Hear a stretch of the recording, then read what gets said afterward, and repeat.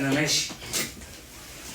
يا راجل خلي عندك دم، اقعد في البيت بقى وتلم، سايبني لوحدي شايله الهم. انا مخنوق ومش طايق، هروح لاصحابي افك شويه عشان زهقان ومتضايق. مخنوق من ايه فهمني، اوعى تكون زهقان مني، رد عليا كلمني. لا متكلم ولا حاكي ولا قايل ولا شاكي، سيبيني وشوفي اللي وراكي. بقولك ايه ما تغزنيش، عايزه فلوس مش كل شويه اقولك هات تقولي مفيش.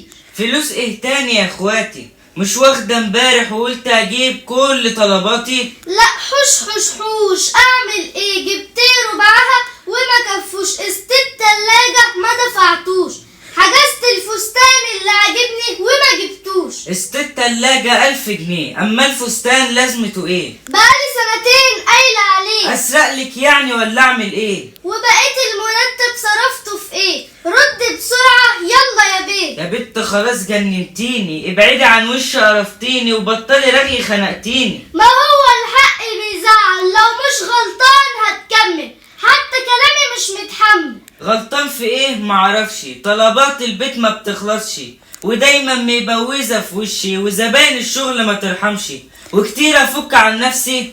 انت مخنوق وانا فرحانة، ما انا طول اليوم شقيان ولحد الفجر سهران، جنبي بنتين العيانة ومن شغل البيت طهقان، وكأني عايشة خدام.